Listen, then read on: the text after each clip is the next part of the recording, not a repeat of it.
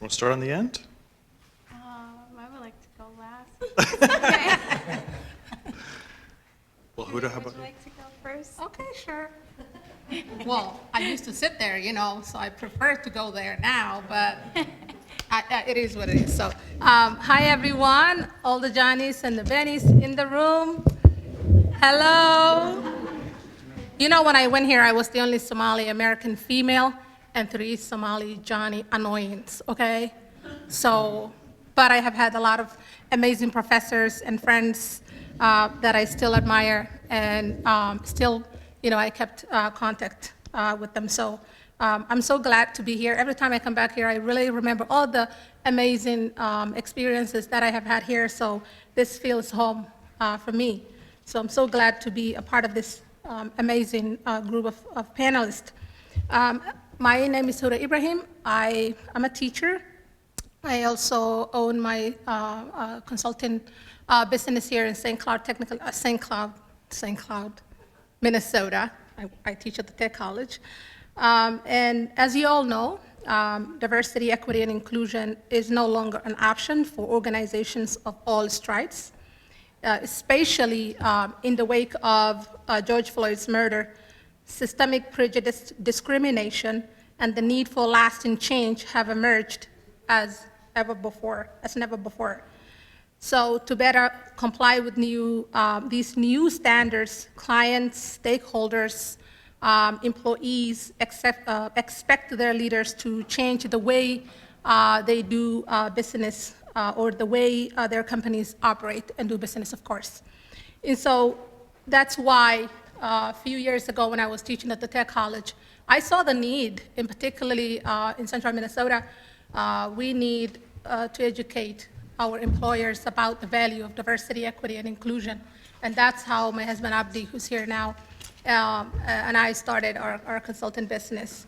We at First Talent Partners, we are a women-owned, BIPOC-led company, committed to transforming organizational cultures, no matter where they are on their diversity, equity, and inclusion journey.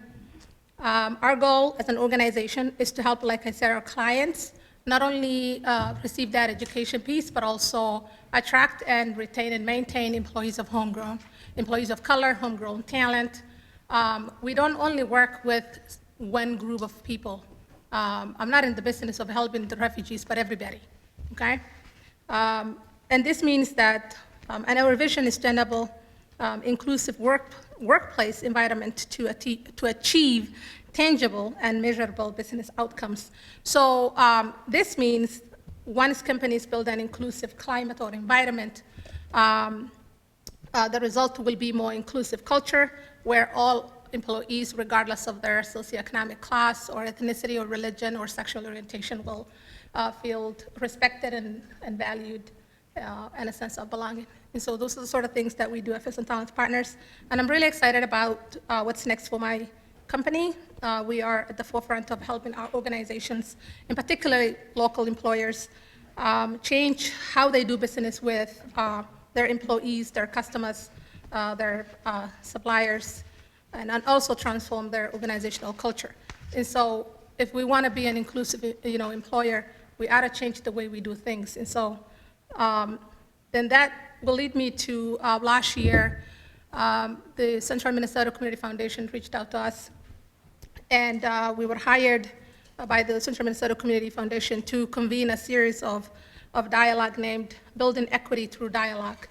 And what the primary purpose of the convenings was to invite diverse residents from St. Cloud area to discuss, some of the disparities and inequities that we have in central Minnesota. And so there were areas in which we focused: healthcare sector, education, employment, housing, and also community engagement. Those were the key areas in which we focused on.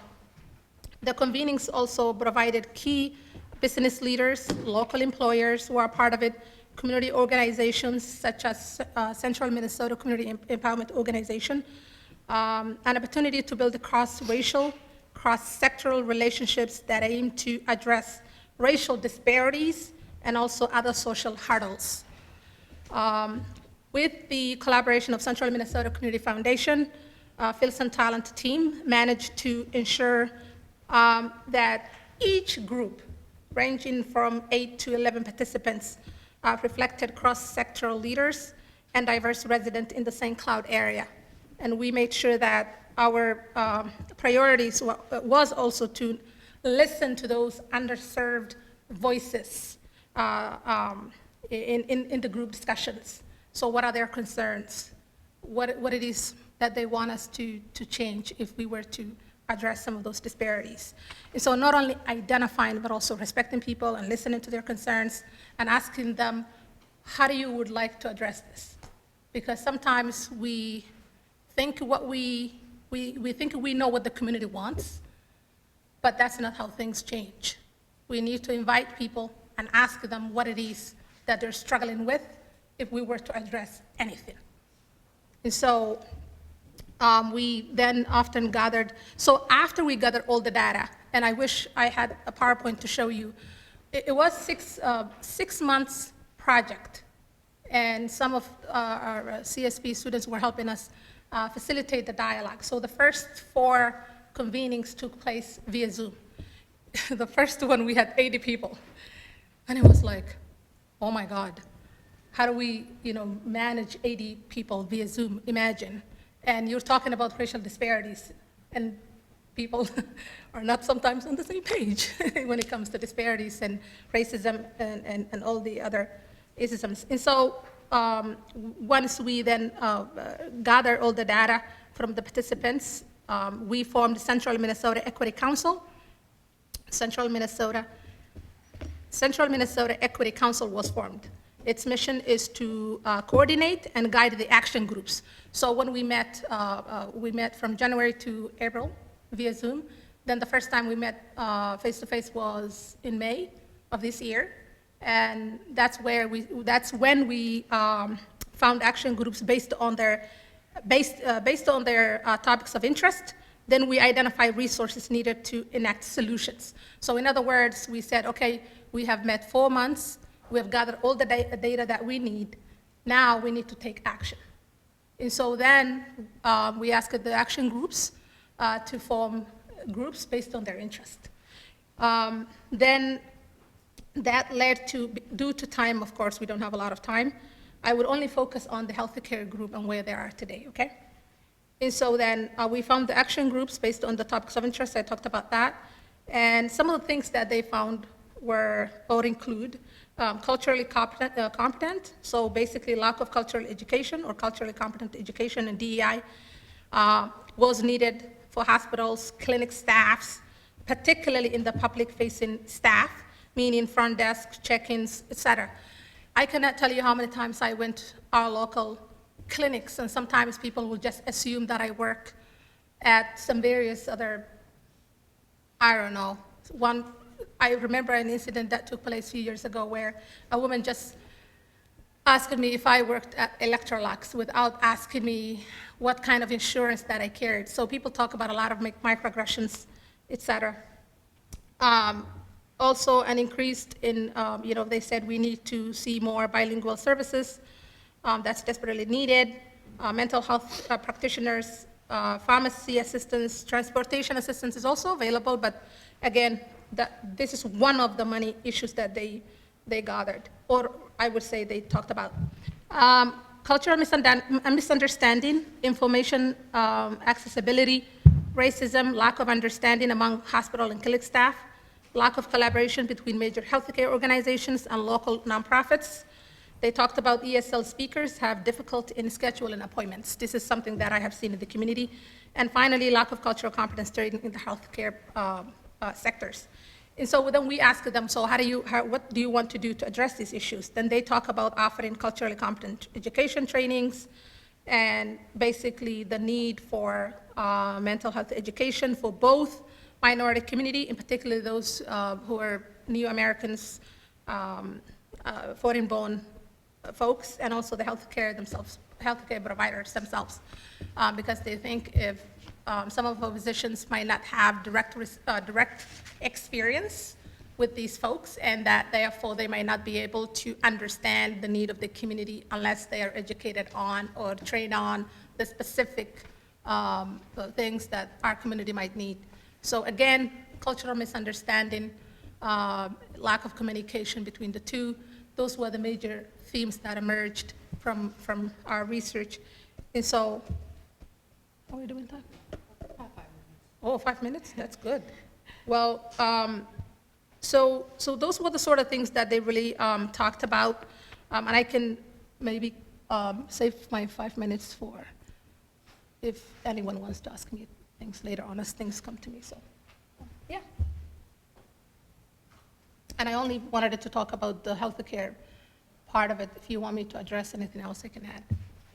Yeah. So I will end it here. But again, I just want to say take 1 minute to say that this is a data that we conducted for almost 6 months. And I'm still involved in helping the action groups to continue to this effort and what we have done for the last 7 months. And so it is hard when you don't have the right resources because just doing the data alone is not going to address the issues that I just talked about. We need resources and we need connections. And also, some of my friends, the action groups, they also mentioned that because they don't have direct relationship with the folks that they're trying to help, it's going to be a challenge for them.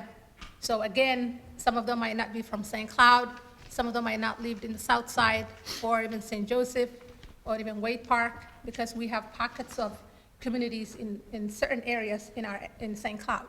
And so when you don't understand the person's language, when you don't understand their need, when you don't live the same area, it's going to be very difficult for that leader, even if they want to do something, to connect with those folks. And so that's why we need to diversify our, whatever services that we're trying to provide, we have to have representation. Representation do matter. It is important. And I really think I'm challenging my group right now and saying, well, you need to get out of your comfort zone because I don't want to hold your hand. And this is just a volunteering work, so we need resources, and I'm just like looking at you now. But that's my friend, so. This is what happens when you work at a foundation. What is the money, right? But really, this is a lot of work. It is hard. It will take time. And my frustration right now is that our community, they're tired. They tell us, well, how are you different than, how is this work different than the one that we have done 2 years ago, 3 years ago, 4 years ago? We come together, we talk about equity and inclusion, and they say that nothing gets done. So how do we make sure that we take this time to not only educate our employers, our leaders, the movers and the shakers of St. Cloud, but also effect change? As a peace study, major, y'all know, for me, it's like, what is the what's the root causes of the conflict, and how do we get stuff done? So even myself, I'm like, I'm tired of talking. When can I see the results? And I don't think we can do this alone. This equity thing has to be a collaborative, and we have to work together to address some of those pressing issues that we have. We also know that in Minnesota, particularly in central Minnesota, baby boomers are retiring from the workforce. We're not having more babies, and we don't have immigrants come into this community. All right, so where's the next generation of, leaders gonna come from?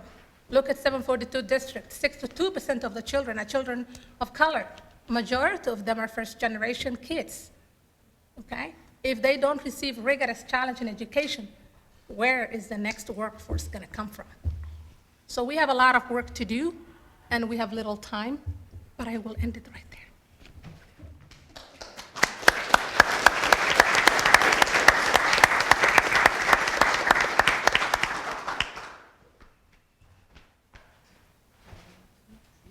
Sure.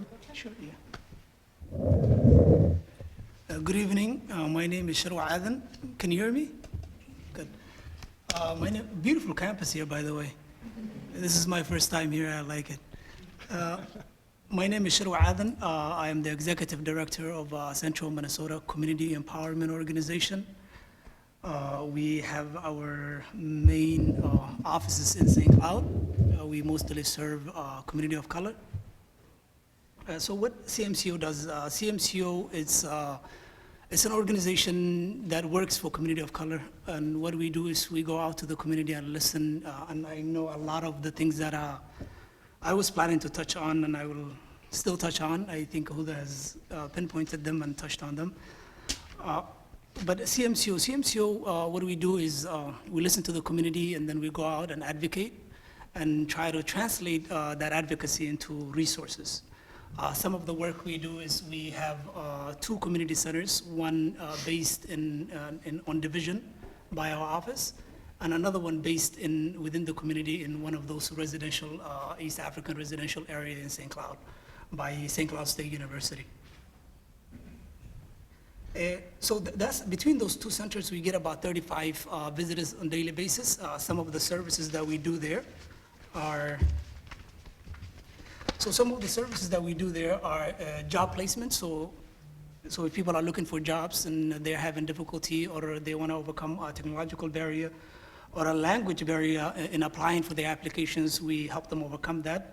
We also help people applying for health cards and health insurances and navigating the healthcare system, which you would assume it's not a big problem, but sometimes it's a problem when you have a language barrier as well as a technological barrier, not being able to make those appointments over the computer. Some of the other things that we do is we try to mentor young students, the first generation of students that come to our offices, helping them with the usual stuff such as help applying for colleges and doing their FAFSA and other things of that sort. We also help people. We also help people get legal services. We don't have any lawyers, but we do refer people to legal aid and other legal resources. We also help people apply for county and other services. We help people with immigration services as they need.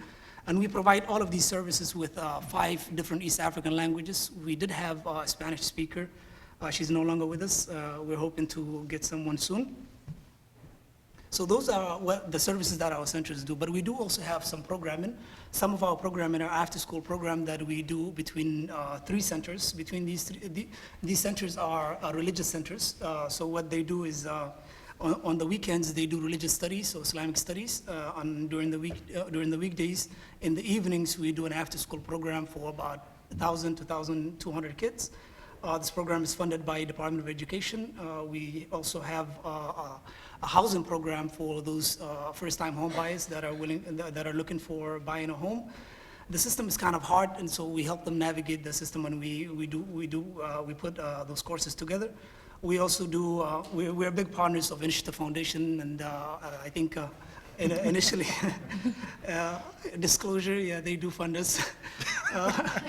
But Resources. resources, yes, absolutely, is much needed. So we help with small businesses, do technical assistance, helping them with their bookkeeping, and if they need any other resources, we help them with all of that. We also are partners. I know we're here talking about the healthcare. We are partners with Blue Cross Blue Shield, and in that program we do a lot of education. We put together events throughout the year in terms of healthy eating and wellness, and education and exercise. This is the 2nd year that we're doing that partnership with them. And last year we had an advocacy plan that came out of there. And one thing that we're realizing in terms of healthy being or just being healthy is a lot of our community some of them were farmers back home, and they kind of missed that kind of experience. So what we wanted to advocate for is more community gardening and having the community get together and those kind of things. I was expecting more of a panel, so I wasn't prepared for a presentation. I think the main thing that we do is the day-to-day. When we talk about health, health comes in many forms. So there is the health of you being sick and going to the hospital, and there's this other basic living health. So a lot of us, doing day-to-day things, we might not have any challenges, but it's a challenge for a lot of people, and it creates anxiety and a mental health situation. And as an organization, and I think this is where we try to thrive, is helping people overcome those day-to-day challenges. And it might be mundane to us and something that we really might not consider or give much thought, because it comes so natural to us to go out and seek resources or pick up the phone and get help. But I think for a lot of people, it's a challenge, and it creates a lot of mental health situations within our community. And this is where we try to set up these community centers to help community members overcome these challenges. And as a first generation person and a household, a lot of us take on this job of becoming or being the resource navigator or a translator or interpreter for our households, because our parents do not speak the language, and we become de facto translators and communicators for the household. So a lot of the people here are basically they have grown up to be a child, but a lot of our kids, when they came here, what they had to deal with is the reverse role. So the role of being a child have actually reversed, and now they are the person who are helping the family navigate this new community and new living. And this is where CMCO comes in, and we try to help our community overcome that. And some of the challenges that Huda has spoken of are still there. So medical transportation, it's not enough it's not enough in the community. So we do go through this quite a bit. We help people follow up their appointments for medical transportation, and the challenge that we're seeing is the medical transportation. They're not being responsive. In fact, some of our navigators, when they call them, they hang up on them. And there's nothing that we can do about that. And in fact, recently we have been in touch with Minnesota Department of Transportation to speak of these challenges and the need for culturally appropriate medical transportation businesses to be supported. And hopefully something would happen on that. I have talked about the language barriers and the other challenges that exist in that area.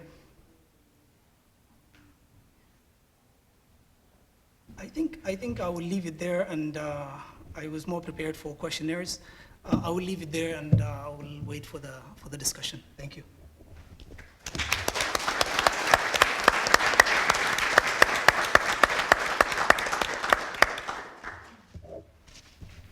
Thank you, Shura, and thank you, Huda Ibrahim. Hello, everybody. My name is Fatima Yu. I work with Minnesota Department of Health as a public health professional, but I also work with Everyday Miracle as a doula. I'm really delighted to be with you all here today. I think just being able to see you all takes me back to my undergrad days of exploring whether to do global health.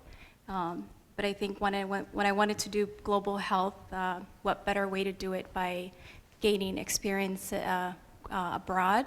I served as a Peace Corps volunteer in Cambodia almost 10 years ago. And as a Peace Corps volunteer in Cambodia, I was a health volunteer. And as a health volunteer, I lived in a very rural village that was about 6 hours away from the capital city of Phnom Penh. And again, as a health volunteer, my primary role was really to immerse myself into the community, volunteer at the health clinic, and learn the Khmer language. And that was really my first experience, I would say, with maternal health, and specifically reducing health disparities in communities that were at risk of poor outcome. So today, I think really my conversation is to talk more about maternal health. And again, with my experience in Cambodia as a Peace Corps volunteer, what I really enjoyed about that work is that I worked at the health clinic, and in the health clinic, I gravitated towards the prenatal department. And in the prenatal department, there were the prenatal care team, which were mostly the midwives, the nurses, the health educators. And with me just being able to learn the language, I remember I was given a binder that had health education. You know, how do you educate a pregnant woman on what foods to eat, what are nutrition food. But the trick to this was that I had to learn it in Khmer. That did not come very easily. I would say I worked with a tutor for quite some months, and I would say a year and a half into my service, that's when I really started to do conversation around health education in Khmer. But in that period, what I really observed a lot was that the prenatal care team and how the work that they did, aside from learning the language, I was also tasked to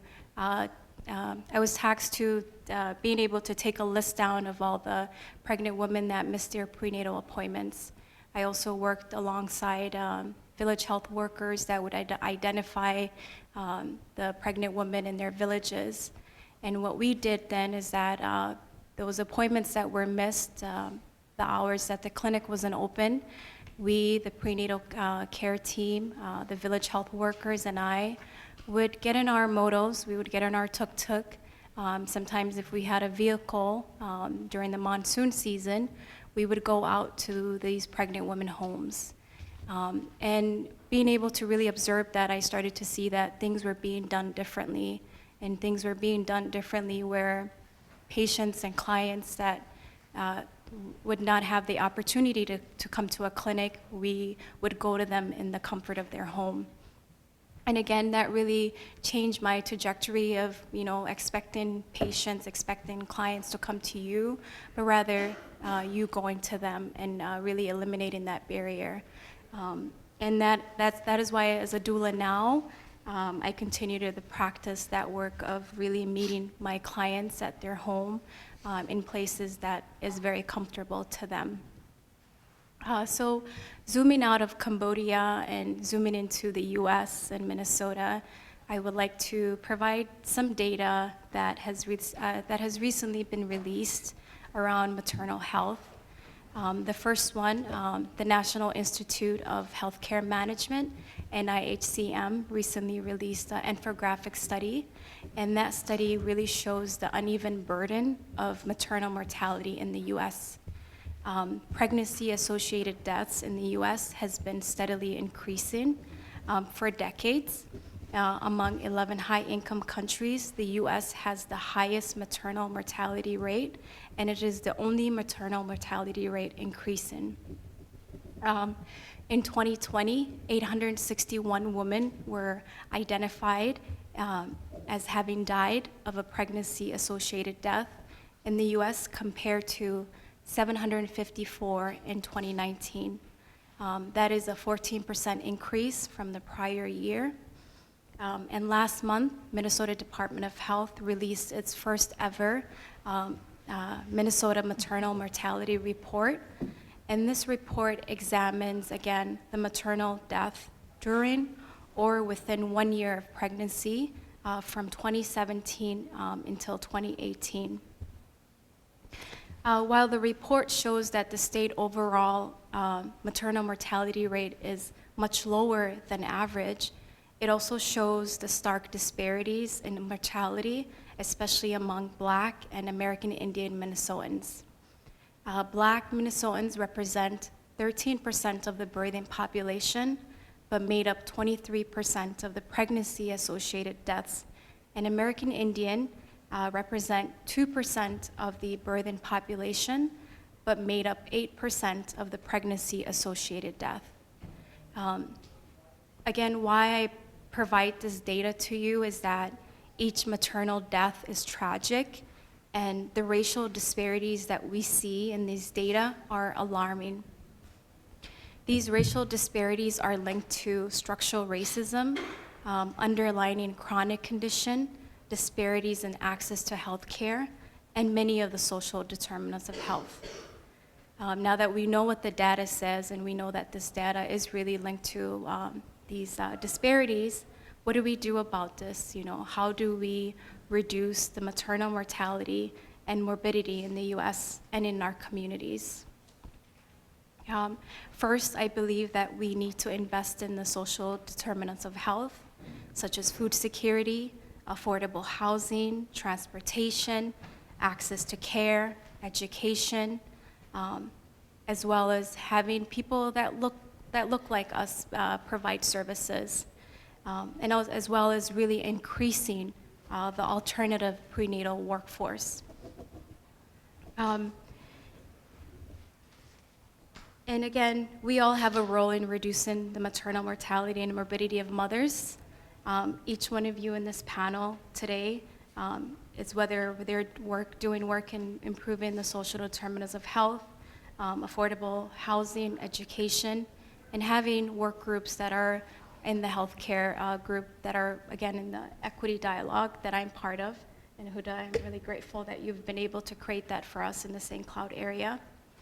But again, my role, I think when we talk about what does the alternative prenatal workforce look like, an alternative prenatal workforce looks like having more midwives, having doulas, having social workers, mental health therapists, and nurses. So really having a care team for the mother. And as a doula, I work with Everyday Miracles. Everyday Miracle is a nonprofit organization that is committed to improving maternal health and specifically reducing health disparities in communities that are at risk for poor outcome.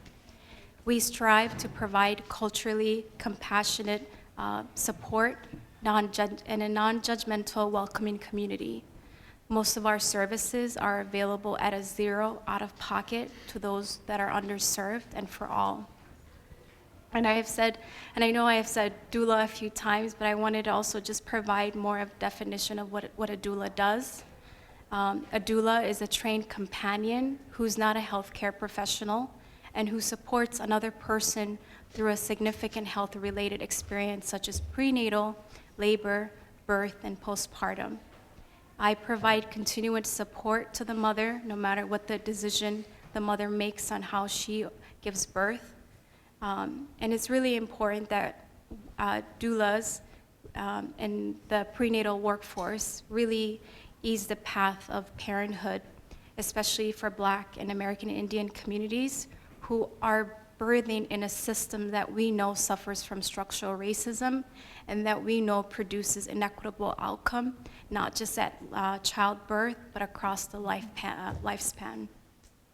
And as a doula, I provide support to the mother in 4 different areas. 1, physical support, 2, emotional support, 3, informational support, and advocacy support.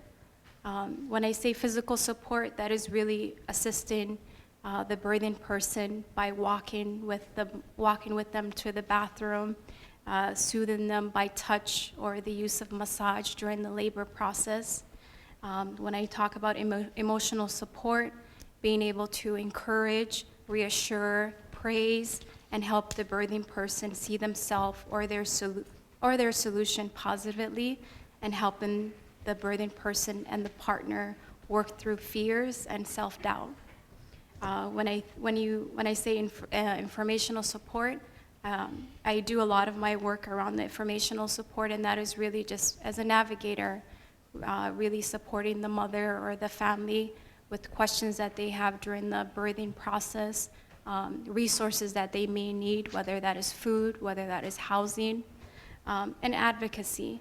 And with advocacy, that is defined as really supporting the birthing person in their right to make a decision about their own body and baby. Doulas, we don't give medical advice. We don't diagnose condition. We don't catch the baby.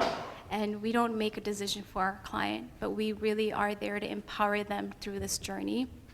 An Everyday Miracle, aside from being able to be matched with a doula, we offer birthing, labor, and postpartum and nutritional education classes virtually or in person. We also offer prenatal yoga courses. We also provide holistic family-centered acupuncture, chiropractor care. We also provide car seats, so as a doula, I would work with the car technician to have the technician come to the pregnant woman home to really set up the technician, the car seat in the car. And as we also provide breast pump and provide breastfeeding and lactation guidance. So just to go back again, we all have a role in reducing maternal mortality and morbidity of mothers. And I'm really grateful to play my part as a doula with Everyday Miracle.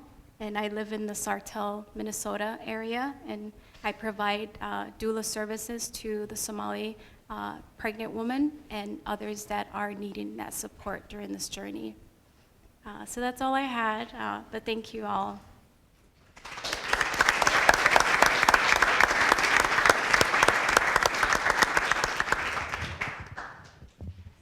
All right.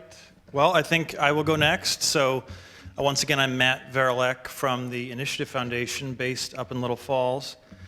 I want to start by saying thanks to everyone who has organized this conference and for the opportunity to join you and be part of this really impressive panel and to share my perspective as someone who's in the philanthropic sector, where we try to provide at least some of those resources that we have heard are necessary.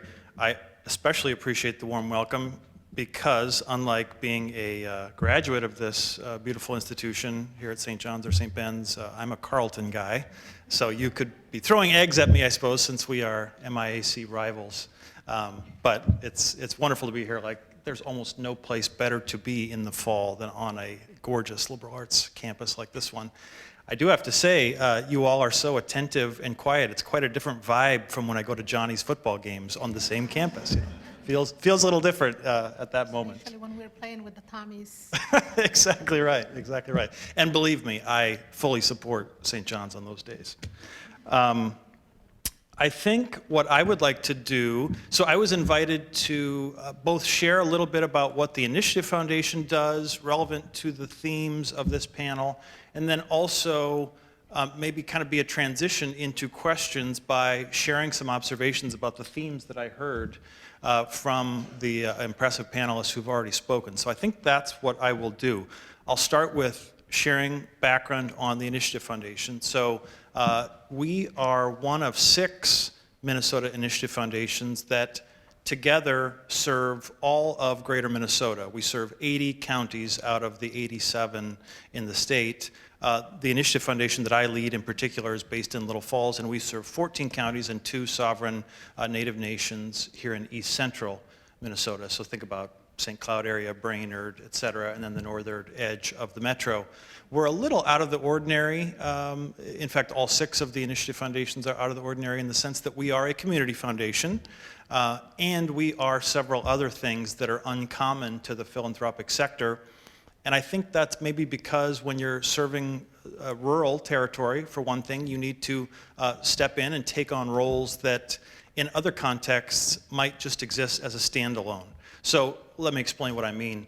So a community foundation, first of all, I said that's part of what we are. That's an entity that receives charitable donations from generous people.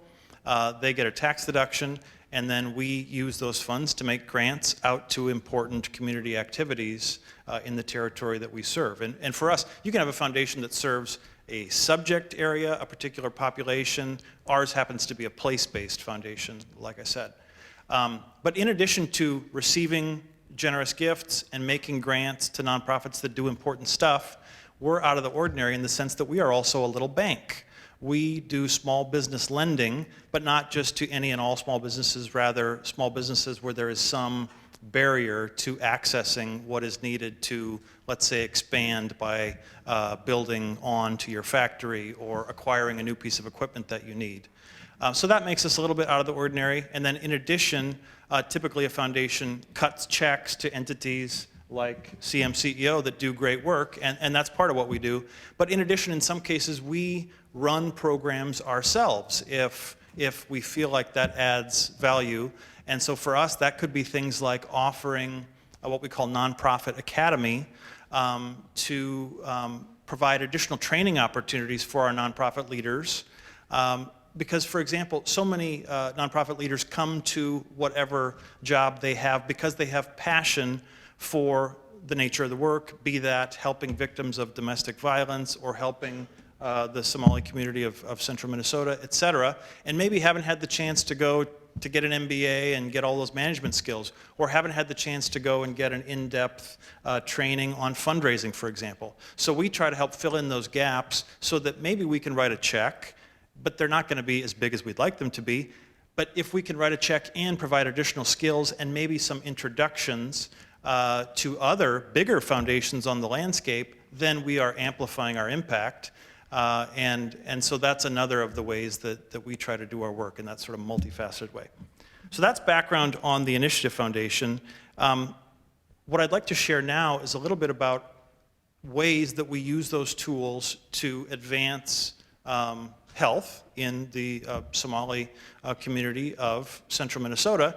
And by the way, let me say that's also just the community of central Minnesota. Like we are all in this together, and it takes partners from every background to be an advocate, to be a translator, to be a provider of resources, be that money or connections, et cetera. And so I want to consider myself a partner with the folks who are here in the front of the room. So some of the ways that we try to do this, number one, I mentioned that we do small business work. We have a program we're really excited about called the Initiators Fellowship. And by the way, one of the main organizations behind that is led by a Johnny, that's Granite Partners.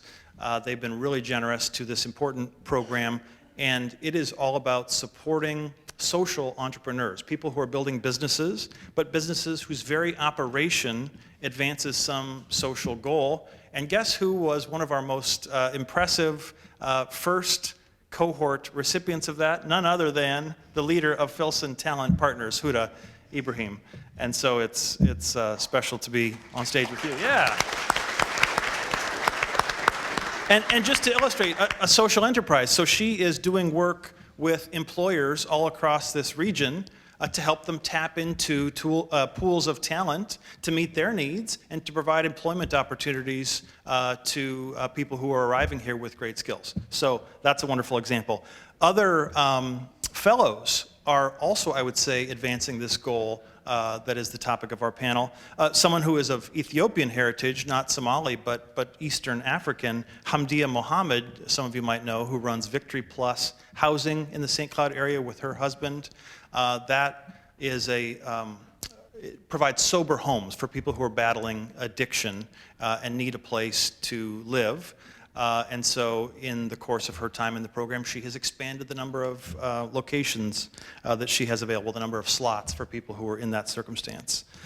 We have a fellow named Khalif in Wilmer who is providing real estate services. So for Somali Americans who are seeking to purchase a home, he has language skills, he has knowledge of Islamic acceptable financing sources, because if you are a practicing Muslim, in some instances, you will not be willing to pay interest. You can pay profit on a contract, but so you need a special financing tool, which is not always readily available, but Khalif can help to access those resources. And then finally, Fardosa Iman is someone who is working on building a culturally tailored addiction counseling service in this area.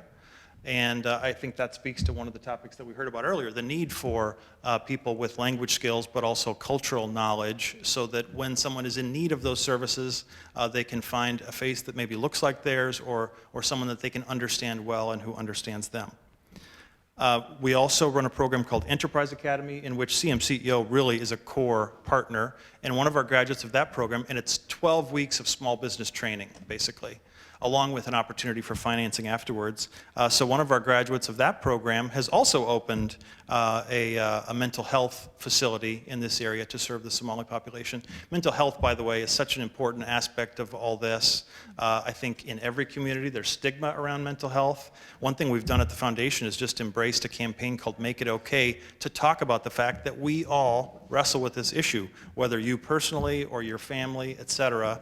And we know that getting services can really help and make a big difference when it comes to mental health. So I encourage you all to speak openly about those things as we're trying to encourage others to do. When it comes to business lending, I mentioned we are a small bank. We offer Islamic acceptable financing for commercial purposes, for small business purposes, and I think we're the only ones in the region that do that. That's not a good thing. We need others to take that up as well, because we hope that some of the smaller businesses we are assisting will be growing over time to be bigger businesses and maybe beyond the financing capabilities of our foundation. And so we want to be working with our banker partners to encourage that. And then finally, on the nonprofit side, like I mentioned, our Nonprofit Academy, where we try to grow the capabilities of organizations across the region, and CMCEO is such a great example of that. And I think you're even headed to the Twin Cities in the next day or two here, tomorrow, yeah, to go meet with some other bigger foundations who have deeper checkbooks than we do. And so I hope that will be productive. And then likewise, Shirwa, I mean, you might be able to talk more too about some of the funding that we secured through Center for Disaster Philanthropy, and I think that was maybe at an early stage of your role as executive director. And then, as I understand the story, that was about helping families of color who were impacted by COVID to access a whole range of other resources. We're not starting from scratch. I mean, there are sources of rental assistance, there are sources of nutrition assistance, et cetera, but it can be a maze of acronyms, of forms, of rules, et cetera. And so to have an organization like CMCEO to help people navigate those things was very valuable. And so for a grant of, I don't know exactly how much it was that we were able to provide to you, but you leveraged, let's say $80,000 into $1 million or more of resources to the community. And so that's a beautiful success story. $2 million, sorry. Great. Correct the record on that one. So that is some background on what we do at the Initiative Foundation. And now, just to kind of close out, I think the panel presentation portion, I want to share with you some of the themes that I heard, and then I think we want to open it up to your questions, and we can just have a little dialogue here. One theme that I heard, and Fatima, you even used the term of social determinants of health. This is a health panel, and yet none of us is a doctor. None of us is a nurse. My wife is a nurse, and God bless all the nurses and all the medical providers who are doing such important work, especially in a pandemic and beyond. But health goes beyond the four walls of what happens in a hospital. It includes, do you have a safe place to lay your head at night? Do you have employment opportunities and decent income coming in? Educational opportunities? Do you have strong social connections, or are you lonely? That's bad for your health. And so I think what you've heard from all of us here is that we're doing things that touch not only directly on physical health, but on that broader set of factors that influence our health. Also heard about the need for culturally competent staff. We've talked about it in a variety of contexts, especially healthcare. Also mental health, one example that I shared, talked about real estate. We have a loan with a gentleman who's a person of color who is an expert on providing tax services, another really confusing domain for everybody, most people at least, unless maybe you're an accounting expert yourself. But so to make sure that we have service providers of that kind in community is important. Certainly heard the need for resources, and Huda was teasing me about, did I bring the checkbook? And we need bigger checkbooks and more foundations and more resources, but we are making progress there. And then Huda, you also talked about the question that some people ask of, well, what's different here in year 4, in year 5, in year 6 compared to the last time we talked about all this? And there is a sense that new crises, new problems, new instances of disparity are always coming before us, and yet, and those are real, and we certainly need to keep on working to tackle them, and yet, it's also important, I think, to remind folks of what successes we have had to show that we can make progress, and there are models to be replicated and progress to build upon, and so that's part of what I hope you maybe take from some of what you've heard today from these excellent organizations that are indeed making progress. Finally, to go back to a point maybe that I just mentioned a moment ago, disparities continue to exist. And so for all the successes we have made, we need us, we need all of you, and everyone that you can speak to be an advocate, to keep on putting the shoulder to the wheel and keep on pushing forward. Maternal health, just one example. I mean, any instance of maternal death is such a tragedy. Tears should be shed, and then when you look at it at the macro level and realize that there's a certain population that suffers that tragedy more often, should break all of our hearts, and we should work hard on that. And so that's why we're here today, and I hope that this conversation will stimulate us all to push forward in addressing those disparities. Thank you.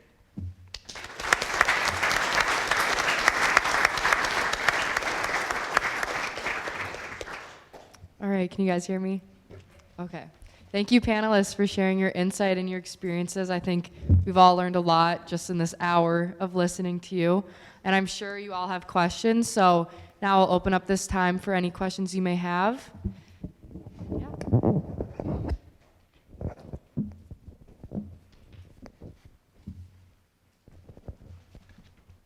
So you just need to raise your hand and they'll bring the mic to you. We got mics on both sides.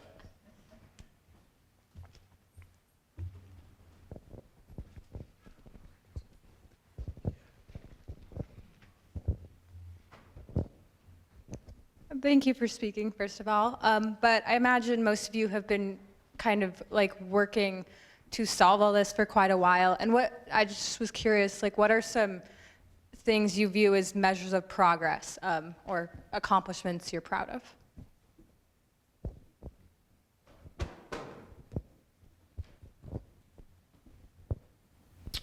Shira, would you like to elaborate on the 2 million, for example? Sure, yes.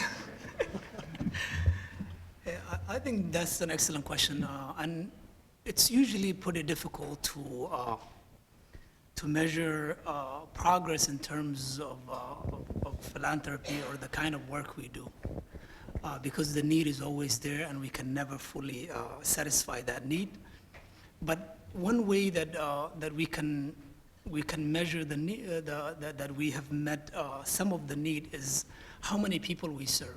So if I go back to that example of our community centers helping about 50 people daily, whether it is supporting them with housing or supporting them navigating the healthcare system or getting support on some of their needs that they couldn't sleep for the night before. So I think that itself is a measuring tool. Just and a lot of our staff know that, and they know how rewarding the kind of work that they're doing is. But another way that we're able to measure is what my friend Matt have talked about is in early 2020 when COVID has started and everything got shut down. A lot of our community worked in the meat poultry and the meat plants. And what happened is those plants did not want to comply with CDC guidelines early on. And we had to create a task force, and with the support of Center for Disaster Philanthropy and in partnership with Initiators Foundation, we were able to secure some funding so we can get some staff to go out and do that work. And what we have been able to do is to shut down those locations and to organize the employees there until they comply. And I think that was a huge achievement. And on top of that, what we have done with that resource is go out and find and do more advocacy and secure additional resources. We're able to secure some funding for summer school for the kids that have fallen behind that year. We were able to get some additional funding to, there was a Rent to Help Minnesota in mid-2021 to early 2022, where thousands of people came across the state to CMCO offices here in St. Cloud. And a lot of them were 1 year, almost 2 years behind $20,000 in a hole with their rent because they haven't worked during that period and they were not able to meet their financial obligations. So we were able to help them apply for those resources and tap into those resources and dig them and get them out of those holes. And I think when we talk about measuring the impact of the kind of work we're doing, and I think that is a good example of it, making sure that we're delivering services, we're there for our community, and when we say our community, we mean the entire community. We're there for them, and we're delivering those services to them, and we're making sure that people are not, when they're in trouble, they can get a shoulder from us. That's good. If I may add, at First and Talent Partners, we are a for-profit company. And so one of the ways in which we ensure that we have to measure our success is that we look at the number of applicants that we have helped and how many of them, especially professional people of color, how many of them got really jobs in the St. Cloud area. So we conduct the data every month as to who came into our doors or called us or sent their resumes or applied through First and Talent Partners. and whether they get hired where. A lot of people of color, in particular those professionals, cannot get jobs in St. Cloud area. For various reasons, we have had situations with employers where they would find something. I mean, to be specific, my family came here in central Minnesota. We have been here about 17 years. And I already said that we don't only help Somalis, so this is basically broad. Anybody can come to us and Talent Partners and ask for help. But sometimes we receive applications from across Minnesota. People will post a job and they go and apply, and some of them might have 15 years of experience, or 10 or 5. But if you look at the central Minnesota, and particularly those first-generation Somali Americans, we're very young. We don't have 10 years of experience. Hello, we just came here in the 2000s. So then some young folks, if again they don't have that, the number of experiences that the employers are looking for, they might not be able to get that opportunity. But again, we need our employers to also look at the data and say we're struggling to attract talents of all kind, not only color, right? So we need them to provide some sort of either trainings or mentorships or some other opportunities and avenues, maybe apprenticeships. And we have had success where we have partnered with some financial institutions where we have co-created internships opportunities. We have a few young people from central Minnesota, from St. Cloud, who are now working at Center Care. So I'm really proud to have helped those homegrown talent. But as a for-profit, small minority-owned company in St. Cloud, the work that we do is really difficult. But when it comes to equity and inclusion, some employers don't even want to talk about inclusion. You can talk about diversity, but you cannot mention the word inclusion because some reason people don't understand or don't know the value of inclusion. Okay, if you can have 10 people of color in the workplace, but if they don't feel a sense of belonging and if they don't feel respected and valued and even expected to be great employees, then why should they stay? And this is not only about people of color, it's about young people, it's about people with different abilities and identities. And so we need to do a good job in not only graduating students, but also maintaining them so that they will stay and invest in central Minnesota. And so that's one of the ways in which we measure our data, is to see who gets hired where. And of course, wage too is an issue for a lot of people. I just would like to add, as a doula with Everyday Miracle, I think measuring success is really seeing the pregnant women, especially during labor. I think it's hard enough to navigate the health system, but when you add a language barrier, that just makes it much even harder. But I think being in that labor room or in those prenatal care appointments and just really navigating the health system, really seeing those mothers feeling empowered to, I think when there's interventions or things that are thrown at them, that they feel that they can speak up, that they know their rights, they know that, hey, I should feel dignity and being spoken to how others are treated. So I think for me, those successes is being able to see that. I think others are also, they're reducing the C-section rates, being able to see that happening. Mothers breastfeeding 6 months and over, or they're initiating. So those small little successes, I think that once I see whether it's one mother or other families being able to do that, those are just small little successes, but also I think the ultimate goal is being able to reduce that maternal death that is rising in the U.S. And I'll just say briefly, I mean, my fellow panelists are too humble to say that they are the successes, but really they are, in the sense of having a culturally informed person to provide the services that you do, Fatima, CMCEO, having a full-time highly talented and impactful executive director, which wasn't necessarily the case before. And Huda, all that you're doing with the community dialogues, and we're proud too that in addition to being an Initiator Fellow through the Initiative Foundation, you then went on and graduated to the Bush Fellowship, which is a bigger and longer-lived fellowship as well. So you can look at it at the level of sort of those anecdotes or individuals, but then all this needs to scale. And fortunately, these folks are embedded in organizations that are having ripple effects, and we need to have more fellows, and we need to have more people graduating from our Enterprise Academy program. And fortunately, that is happening. I mean, in just our program that does that small business training, I think we've been operating it since 2018 and had now, I think, 125 graduates or so. And not everyone launched a successful business, but the more people we give that opportunity to, the more successes there will be amongst the group.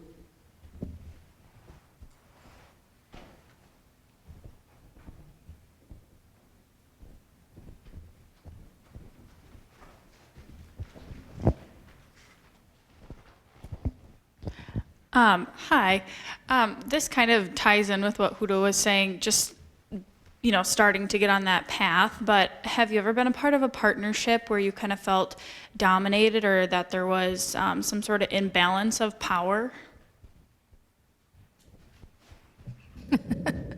What a great question.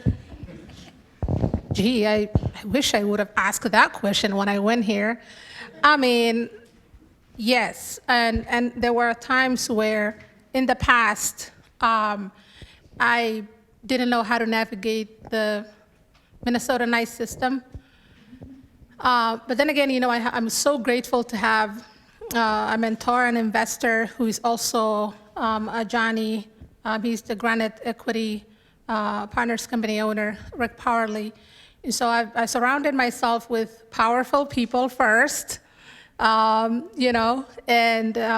Again, developing relationship with key leaders, the movers and the shakers in St. Cloud, but also learning,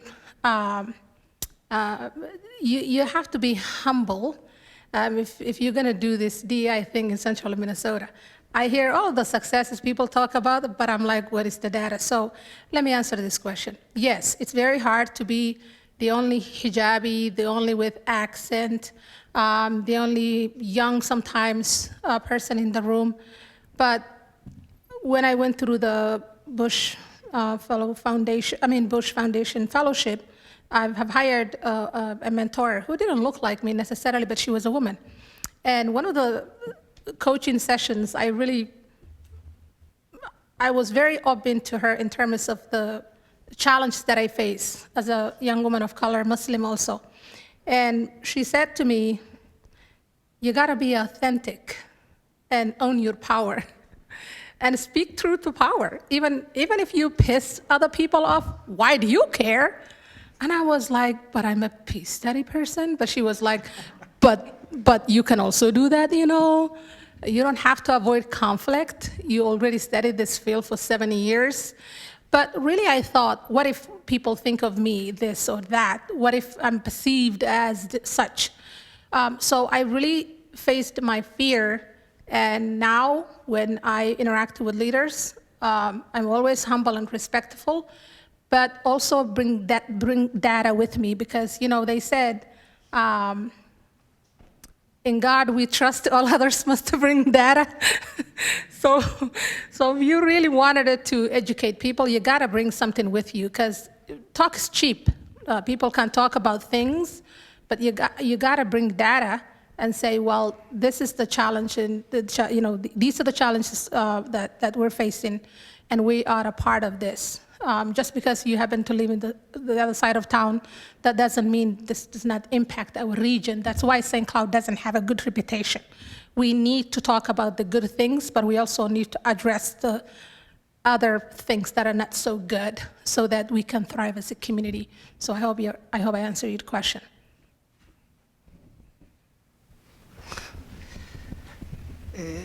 I think we have been very fortunate. in our partnerships. And honestly, I'm not saying that because there's one of them that is sitting here, With a check. but we have been, but we have been really fortunate. And I think a lot of our partners are in a rural area, and like Matt have said, they might not have as much resource as we want, but they do give us what they have for us to deliver those services. And in fact, they do hold our hands and guide us and connect us to more resources. And I think that is one thing that we have been considering to be very fortunate, especially Initiative Foundation, with their support and guidance and their connections to greater funds and resources and partnerships. But I will say one thing, when it comes to healthcare, or in terms of healthcare or healthcare field in central Minnesota, I think most of you know there is just one show in town, and that one show is CentraCare. And CentraCare is really big, and in terms of partnerships, I've heard a lot of stories. I've heard a few stories of other partners and people saying that, they could be dominating, especially when we talk about healthcare and the healthcare field and the healthcare dialogues. A lot of times is dominated by CentraCare, and I think that is not something that I'm afraid of saying, but that is something that we see in the community, and that is one area that we see of seeing a dominating force or a dominating partner. And if any of you is really interested in the summary of findings of the equity and dialogue that we have conducted, let me know or let Professor John know.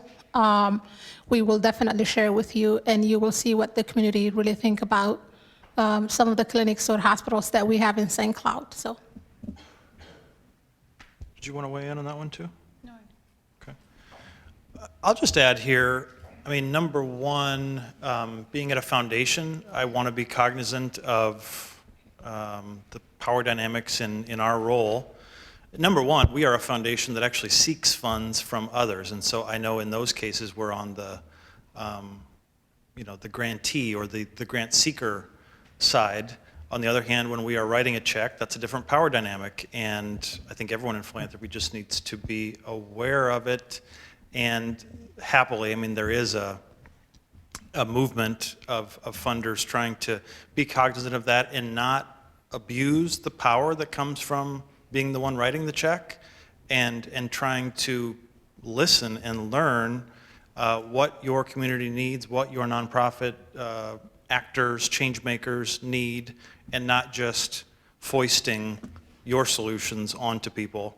Because you're not likely to get the results you need in that sense. Now, you still need to have your strategic priorities, and I need to answer to my board of trustees, et cetera, but navigating all that alongside listening to the folks that we partner with is very important. And then, Shirwa, you referenced that happily we've had a great partnership, but I got to be honest too that we've screwed up along the way, and it's important to acknowledge that, and that you probably will just whenever you're interacting with your fellow humans, you're not always going to get it right. So we've misinterpreted, we've overstepped, we've done things wrong sometimes, but happily we've also built relationships that have the strength to endure and course correct and move forward, hopefully even stronger.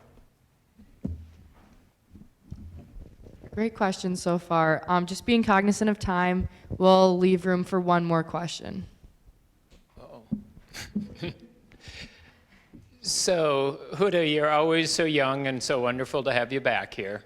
But there's one of the things about getting old is that, well, you think about getting old. And my apologies to my in-laws who are in the audience. When the son-in-law is talking about being old, then there's something going on.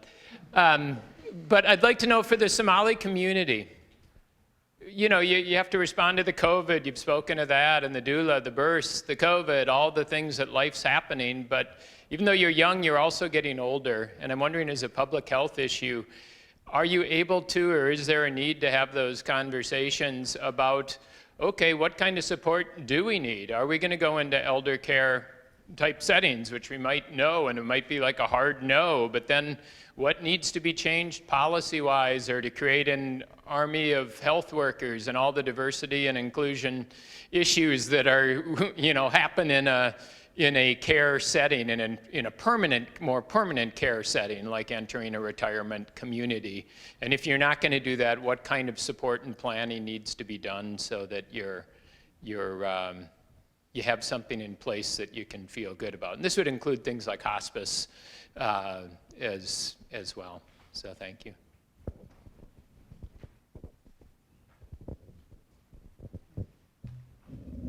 What a great question. What a great question.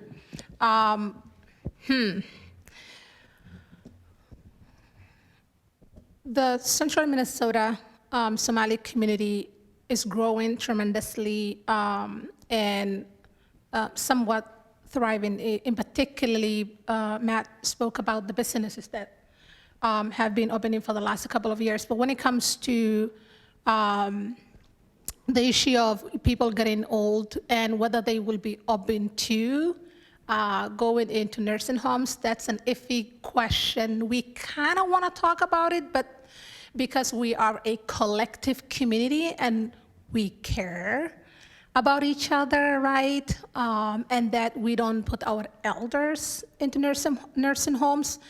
I don't know if we are there yet, but I know the conversation really started in other parts in Minnesota, like the Twin Cities, Seattle, Washington. I know my father-in-law,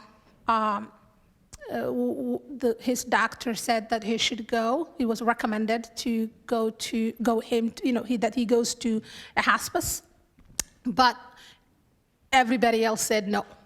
We're gonna take care of our elders, but somebody had to stop working and become a full-time, care taker for him.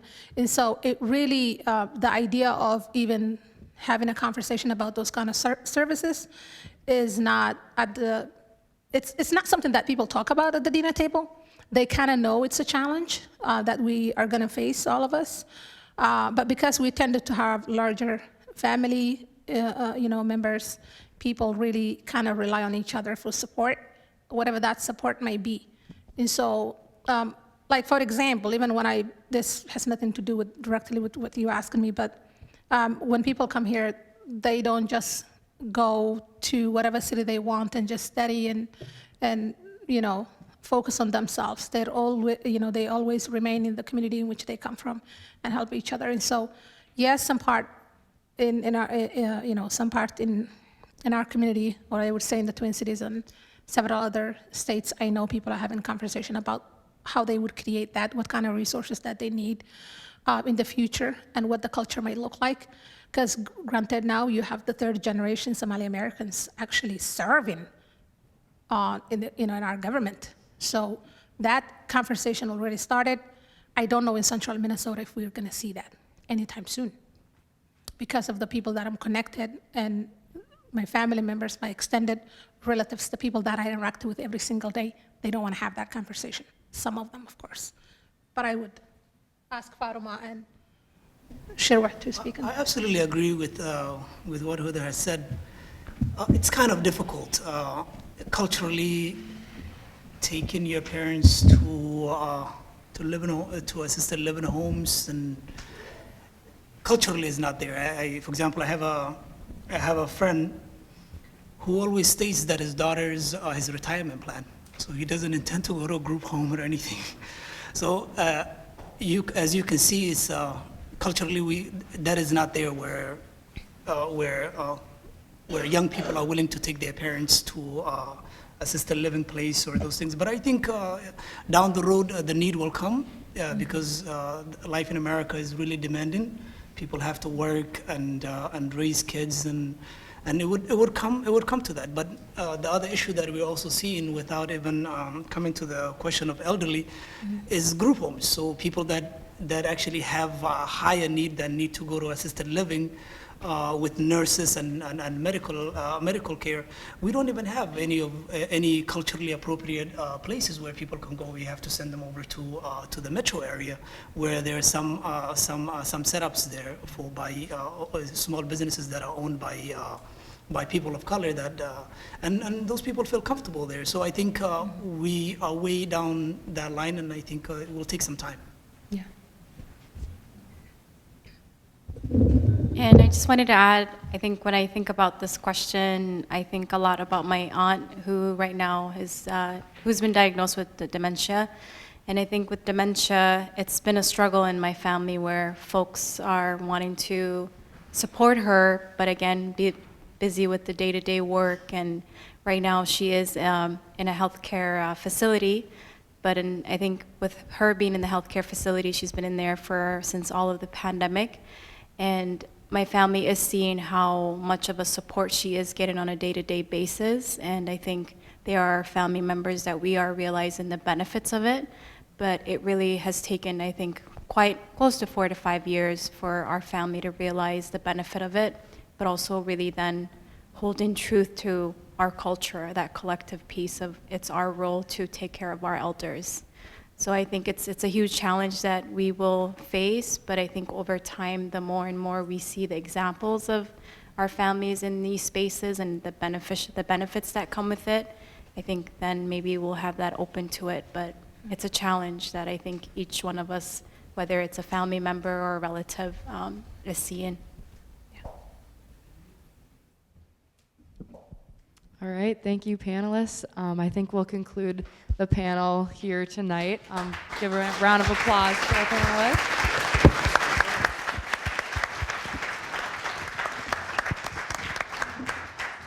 And thank you, everyone, for joining us as well tonight. Thank you.